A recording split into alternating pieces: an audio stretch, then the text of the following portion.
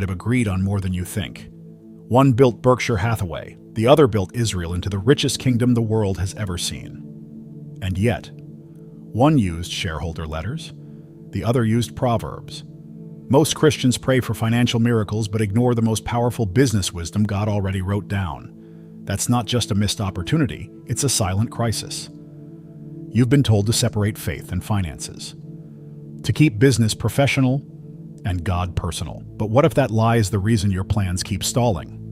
What if the Christian business you've been dreaming of isn't delayed because of lack of money but lack of biblical strategy? Solomon didn't guess. He didn't hustle. He ruled with divine clarity. And you can too, if you're willing to read Proverbs like your future depends on it. This isn't about theology. It's about transformation. It's about seeing the Bible not just as a devotional book, but as your ultimate blueprint for wealth, leadership, and impact.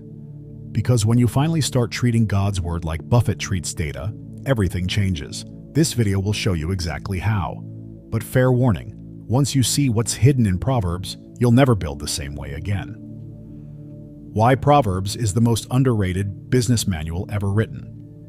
Most people think of Proverbs as a book filled with moral lessons or spiritual quotes. But what if it's actually the Bible's hidden treasure chest of business wisdom? It was written by the wealthiest and wisest king in history, Solomon, whose net worth in today's terms would make Warren Buffett look frugal. Proverbs isn't just about avoiding sin, it's about building systems, understanding people, and making decisions that attract favor and results.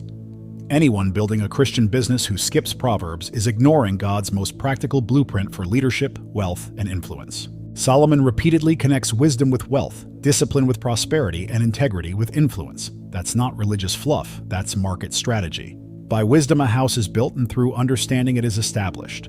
Proverbs 24:3. You could just as easily say, by wisdom a business is built, and by understanding it becomes unshakable.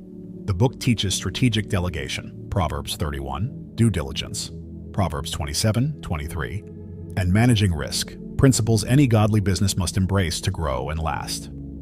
Let's make this real. Imagine reading a single chapter of Proverbs each day with a notebook labeled Business Notes. You'd walk away with more insight than some get from an MBA. For example, Proverbs 22:29 says, "Do you see a man skilled in his work? He will serve before kings." That's positioning, that's branding, that's value creation. If you want to make money with purpose and credibility, Proverbs should be your daily business devotional. Yet so many believers treat it like spiritual dessert, optional, sweet, and shallow. But Solomon didn't write Proverbs to entertain. He wrote it to build empires that honor God. If Warren Buffett sat down with that book today, he'd probably call it the best shareholder letter ever written. But what if the next page of your destiny is hidden in that ancient wisdom, waiting for you to read it like an entrepreneur?